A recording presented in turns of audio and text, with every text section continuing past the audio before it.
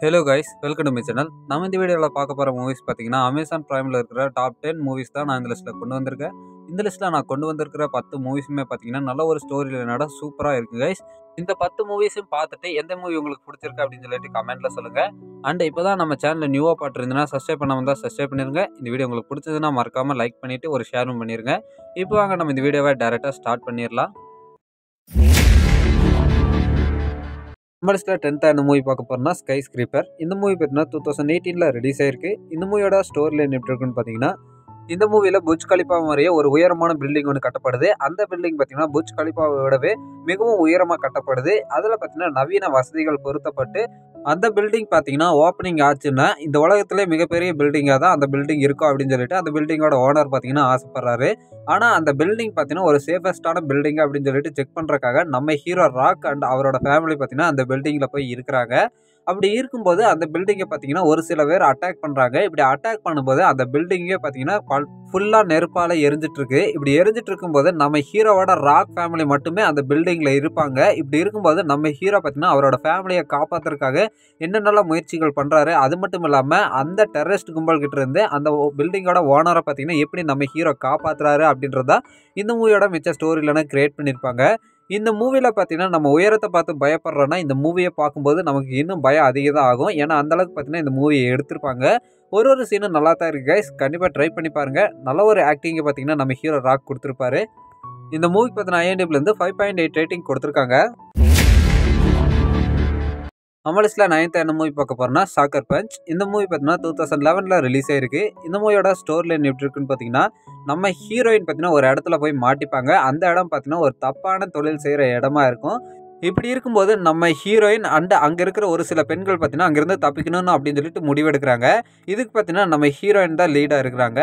இப்படி நம்ம ஹீரோயின் பார்த்தீங்கன்னா அங்கேருந்து தப்பிக்கிறதுக்கு என்னென்னலாம் முயற்சிகள் எடுக்கிறாங்க அப்படின்றத இந்த மூவியோட மிச்ச ஸ்டோரியிலனா கிரியேட் பண்ணியிருப்பாங்க. இந்த மூவியில் பார்த்தீங்கன்னா நம்ம ஹீரோயின் அந்த இடத்துலேருந்து தப்பிக்கிறதுக்காக போடுற பிளான் எல்லாம் பார்த்தீங்கன்னா நமக்கு விஷுவலாக காட்டியிருப்பாங்க. அதாவது பார்த்தீங்கன்னா ஒரு மான்ஸ்டரோட ஃபைட் பண்ணுற மாதிரியும் இல்லைன்னா பார்த்தீங்கன்னா வேற ஒரு இன்சிடென்ட் நடக்கிற மாதிரியோ அதுலேருந்து நம்ம ஹீரோயின் பார்த்தீங்கன்னா எப்படி தப்பிக்கிறாங்க அப்படின்ற மாதிரியெல்லாம் நமக்கு காட்டியிருப்பாங்க. விஷுவலுக்காகவே இந்த மூவியை நம்ம கண்டிப்பாக பார்க்கலாம். ஏன்னா அந்தளவுக்கு பார்த்தீங்கன்னா சூப்பராக இருக்கும் இந்த மூவி. நல்ல ஒரு மூவி கைஸ். கண்டிப்பாக மிஸ் பண்ணாமல் பார்த்துருங்க. அண்ட் இந்த மூவி பார்த்தீங்கன்னா அமேசான் ப்ரைமில் அவைலபிளாக தான் இருக்குது. இந்த மூவிக்கு பார்த்தீங்கன்னா IMDbலேருந்து 6.1 ரேட்டிங் கொடுத்துருக்காங்க. நம்ம லிஸ்ட்டில் 8th மூவி பார்க்க போகிறோம்னா தி டே ஆஃப் டுமாரோ. இந்த மூவி பார்த்தீங்கன்னா 2004 ரிலீஸ் ஆயிருக்கு. இந்த மூவியோட ஸ்டோரி லைன் எப்படி இருக்குன்னு பார்த்தீங்கன்னா, நம்ம பூமியில் பார்த்தீங்கன்னா ஒரு பெரிய கால்நிலை மாற்றம் ஏற்பட போகிறது நம்ம ஹீரோ பார்த்தீங்கன்னா கண்டுபிடிச்சிருவாரு. கண்டுபிடிச்சி பார்த்தீங்கன்னா மக்கள்கிட்ட சொல்லுவார். பட் அதை யாரும் பார்த்தீங்கன்னா பெருசாக எடுத்துக்க மாட்டாங்க. ஆனால் நம்ம ஹீரோ சொன்ன மாதிரியே பார்த்தீங்கன்னா இந்த கிளைமேட் சேஞ்ச் பார்த்தீங்கன்னா ஏற்பட ஆரம்பிக்கும். ஒரு பெரிய ஐசேஜ் பார்த்தீங்கன்னா நம்ம பூமியில் ஏற்பட ஆரம்பிக்கும் போது நம்ம ஹீரோவோட பயணம் பார்த்தீங்கன்னா அந்த ஐசேஜ் ஏற்படுற இடத்துல தான் இருப்பான். அப்படி இருக்கும்போது நம்ம ஹீரோ பார்த்தீங்கன்னா அவரோட பையனை காப்பாற்றுறதுக்காக அந்த ஐசேஜ் பீரியடில் எடுக்கிற முயற்சிகள், அது மட்டும் இல்லாமல் இந்த ஐசேஜ் வரும்போது மக்கள் என்னென்ன கஷ்டங்களை அனுபவிக்கிறாங்க, இந்த ஐசேஜால் வர்ற பிரச்சனைகள் தான் இந்த மூவியோட மிச்ச ஸ்டோரியிலனா கிரியேட் பண்ணியிருப்பாங்க. இந்த மூவி ஸ்டார்டிங்லேருந்து எண்டிங் வரைக்குமே ரொம்பவே சூப்பராக இருக்குங்க. நல்ல ஒரு மூவி. ஒரு நேச்சுரல் டிசாஸ்டர் மூவியை பார்க்கணும் அப்படின்னு நினச்சிங்கன்னா கண்டிப்பாக இந்த மூவியை ட்ரை பண்ணி பாருங்கள். பார்க்காம இருந்தீங்கன்னா இந்த மூவி பார்த்தீங்கன்னா ரொம்பவே சூப்பராக இருக்கும். எண்டிங் வரைக்குமே பார்த்தீங்கன்னா நமக்கு எங்கேயுமே போர் அடிக்காது. அந்த அளவுக்கு பார்த்தீங்கன்னா சூப்பராக கொண்டு போயிருப்பாங்க. நல்ல ஒரு மூவி. கண்டிப்பாக ட்ரை பண்ணி பாருங்கள். தமிழ் டப்பில் அவைலபிளாக தான் இருக்குது. இந்த மூவிக்கு பார்த்தீங்கன்னா IMDbலேருந்து 6.5 ரேட்டிங் கொடுத்துருக்காங்க. நம்ம லிஸ்ட்டில் 7th மூவி பார்க்க போகிறோம்னா the last world Jurassic park. இந்த மூவி பார்த்தீங்கன்னா 1997 ரிலீஸ் ஆயிருக்கு. இந்த மூவியோட ஸ்டோரி லைன் எப்படி இருக்குன்னு பார்த்தீங்கன்னா, இந்த மூவி பார்த்தீங்கன்னா ஜுராசிக் வேர்ல்டு ஃபர்ஸ்ட் பார்ட்டோட கண்டினியூஷனாக எடுத்திருப்பாங்க. அதாவது பார்த்தீங்கன்னா ஃபர்ஸ்ட் பார்ட்டில் ஒரு ஐலாண்டில் பார்த்தீங்கன்னா ஜுராசிக் பார்க்கை உருவாக்கணும் அப்படின்னு சொல்லிட்டு ஒரு முயற்சி எடுத்திருப்பாங்க. ஆனால் பார்த்தீங்கன்னா அதில் ஃபெயில்ட் ஆகிருப்பாங்க. அதே மாதிரி பார்த்தீங்கன்னா இன்னொரு ஐலாண்டில் ஜுராசிக் மிருகங்கள்லாம் இருக்குது, அதாவது பார்த்தீங்கன்னா டைனோசர்ஸ் எல்லாம் இருக்கா அப்படின்னு சொல்லிட்டு ஒரு சில கம்ப்ளைண்ட்ஸ் பார்த்தீங்கன்னா கவர்மெண்ட்டுக்கு போகும். இதனால பார்த்தீங்கன்னா பழைய படத்தில் இருந்த நம்ம ஜான் ஹேமண்ட் பார்த்தீங்கன்னா அதை பொய் அப்படின்னு சொல்லிட்டு நிரூபிக்கிறதுக்காக அந்த ஐலாண்டுக்கு போவார். ஆனால் அங்கே போனதுக்கு அப்புறம் தான் தெரியும் அங்கே பார்த்தீங்கன்னா உண்மையாகவே டைனோசர் மிருகங்கள் பார்த்தீங்கன்னா வாழ்ந்துட்டு இருக்கு அப்படின்னு சொல்லிட்டு தெரிய வருது. இவங்க பார்த்தீங்கன்னா ஒரு சில எக்யூப்மெண்ட்ஸோட போவாங்க. பட் அந்த எக்யூப்மெண்ட்ஸ் எல்லாம் பார்த்தீங்கன்னா அங்கே இருக்கிற மிருகங்களால் சேதமடைஞ்சிடும்.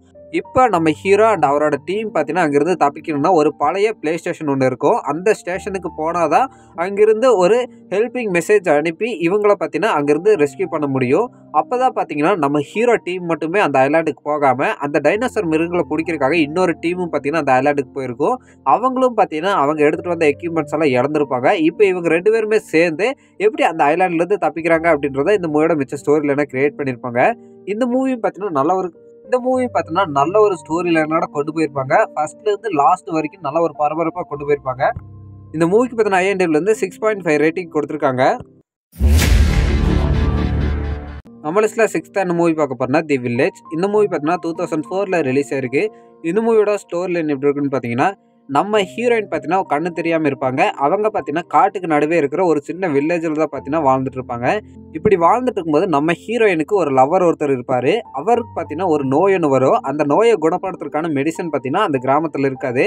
ஆனால் அந்த மெடிசன் பார்த்தீங்கன்னா சிட்டிக்கு போய் தான் வாங்கிட்டு வர மாதிரி இருக்கும். அந்த மெடிசனை வாங்கிட்டு வரணும் அப்படின்னா இந்த காட்டை தாண்டி தான் போகிற மாதிரி இருக்கும். ஆனால் அந்த காட்டில் பார்த்தீங்கன்னா ஒரு வினோதமான ஜந்து இருக்குது. இந்த மக்கள் பார்த்தீங்கன்னா அந்த காட்டுக்குள்ளே போனாலே அந்த ஜந்து பார்த்தீங்கன்னா இவங்களை கொன்றும் அப்படின்னு சொல்லிட்டு ஒரு வதந்தி ஒன்று பார்த்தீங்கன்னா அந்த வில்லேஜில் நிலவிட்டு இருக்கும். அது மட்டும் இல்லாமல் இந்த வில்லேஜ்லேருந்து அந்த காட்டுக்குள்ளே போன யாருமே இது வரைக்கும் உயிரோட திரும்பினதாகவும் இருக்காது. நம்ம ஹீரோயின் இதையெல்லாம் கவனிக்காம அவங்களோட லவ்வரை காப்பாற்றணும் அப்படின்னு சொல்லிட்டு அந்த காட்டை தாண்டி சிட்டிக்கு போகிறதுக்கான முயற்சிகளை எடுக்கிறாங்க. இதுக்கப்புறம் பார்த்தீங்கன்னா நம்ம ஹீரோயின் அந்த காட்டை தாண்டினாங்களா இல்லையா அப்படின்றது தான் இந்த மூவியோட மிச்ச ஸ்டோரியில கிரியேட் பண்ணியிருப்பாங்க. இந்த மூவி பார்த்தீங்கன்னா ரொம்பவே நல்லா இருக்குங்க கைஸ். மூவியோட ஸ்டார்டிங்லேருந்து எண்டிங் வரைக்குமே சூப்பராக கொண்டு போயிருப்பாங்க. கிளைமேக்ஸில் ஒரு பெரிய ட்விஸ்ட் ஒன்று ரிவீல் பண்ணியிருப்பாங்க. நல்ல ஒரு மூவி தான், கண்டிப்பாக ட்ரை பண்ணி பாருங்க. இந்த மூவிக்கு பார்த்தீங்கன்னா IMDbலேருந்து 6.6 ரேட்டிங் கொடுத்துருக்காங்க.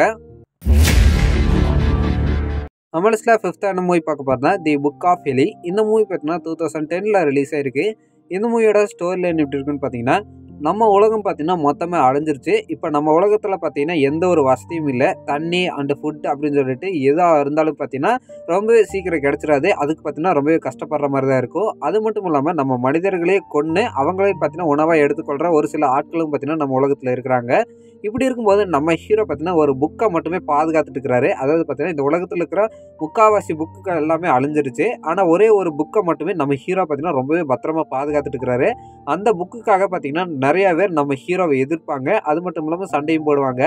ஆனால் அவங்களெல்லாம் சமாளிச்சுட்டு நம்ம ஹீரோ பார்த்தீங்கன்னா அந்த புக்கை எப்படியாவது ப்ரிசர்வ் பண்ணி வைக்கணும் அப்படின்னு சொல்லிட்டு ட்ராவல் பண்ணிட்டு இருப்பாரு. இப்படி ட்ராவல் பண்ணிட்டு இருக்கும்போது நம்ம ஹீரோ நினச்சது நடந்ததா இல்லையா, அது மட்டும் இல்லாமல் அந்த புக்கை அடையணும்னு நினச்சவங்களுக்குலாம் பார்த்தீங்கன்னா எப்படி நம்ம ஹீரோ ஒரு பதிலடி கொடுத்தாரு அப்படின்றத இந்த மூவியோட மிச்ச ஸ்டோரியிலாம் கிரியேட் பண்ணியிருப்பாங்க.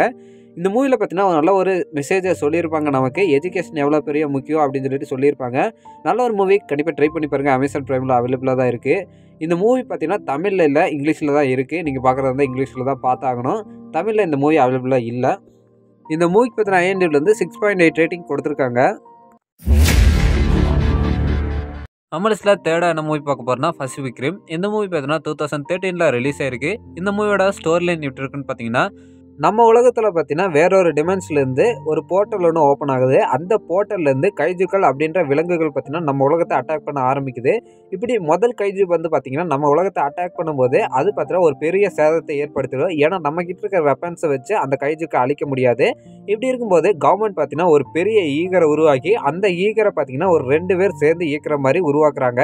இப்படி உருவாக்குனதுக்கப்புறம் அந்த கைஜுக்கள் எல்லாம் பார்த்தீங்கன்னா எப்படி இந்த ஈகரை வச்சு அழிக்கிறாங்க, அது மட்டும் இல்லாமல் இந்த கைஜுக்கள் வராமல் தடுக்கிறதுக்கு என்னென்ன முயற்சிகள் எல்லாம் எடுக்கிறாங்க அப்படின்றத இந்த மூவியோட ஸ்டோரியில கிரியேட் பண்ணியிருப்பாங்க. இந்த மூவி பார்த்தீங்கன்னா ரொம்பவே நல்லா இருக்குங்க. ஒவ்வொரு ஃபைட் சீனும் வேற லெவலில் இருக்கும். என்னோட ஃபேவரட் மூவியில் இதுவும் ஒன்று. இந்த மூவி யாருக்கெல்லாம் பிடிக்கும் அப்படின்னு சொல்லிட்டு கமெண்ட்ல சொல்லுங்க, நானும் பார்த்து தெரிஞ்சுக்கிறேன். இந்த மூவி பார்த்தீங்கன்னா IMDbலேருந்து 6.9 ரேட்டிங் கொடுத்துருக்காங்க. நம்ம லிஸ்ட்டில் 3rd மூவி பார்க்க போறோம்னா ரெடி பிளேயர் 1. இந்த மூவி பார்த்தீங்கன்னா 2018 ரிலீஸ் ஆயிருக்கு. இந்த மூவியோட ஸ்டோரி லைன் எப்படி இருக்குன்னு பார்த்தீங்கன்னா, ஃப்யூச்சரில் ஒரு கம்பெனி என்ன பண்ணுறாங்கன்னா விர்ச்சுவல் ரியாலிட்டி கேம் ஒன்று உருவாக்குறாங்க. அந்த கேமை தான் பார்த்தீங்கன்னா எல்லா மக்களுமே விளையாட ஆரம்பிக்கிறாங்க. இப்படி விளையாடிட்டு இருக்கும்போது அந்த கேம் பார்த்தீங்கன்னா எல்லா இடத்துலையுமே பிரபலமாயிருது. அதாவது ஒரு சில பேரத்தை தவிர எல்லா மக்களுமே அந்த கேமை விளையாடுறாங்க.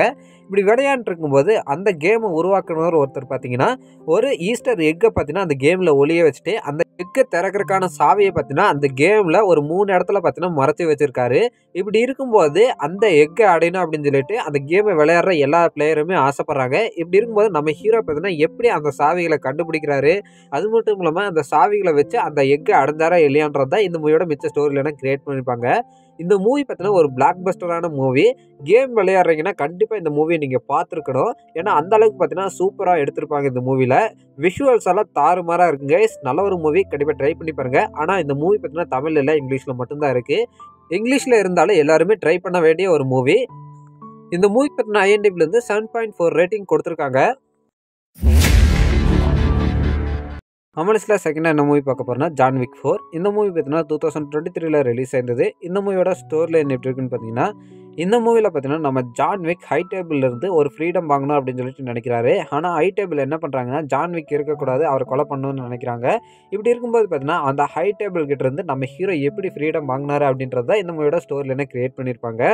இந்த மூவியில் பார்த்தீங்கன்னா ஆக்ஷன் தான் கைஸ், ஃபுல்லாக ஆக்ஷனாக தான் இருக்கும். 1, 2 and 3 3 பாகம் பார்த்தீங்கன்னா இதுக்கு முன்னாடி ரிலீஸ் ஆயிருக்கு. அந்த 3யுமே யாராவது பார்க்காம இருந்தீங்கன்னா கண்டிப்பாக ட்ரை பண்ணி பாருங்கள். மஸ்ட் வாட்ச் மூவியில் இந்த மூவி ஒன்று தான்.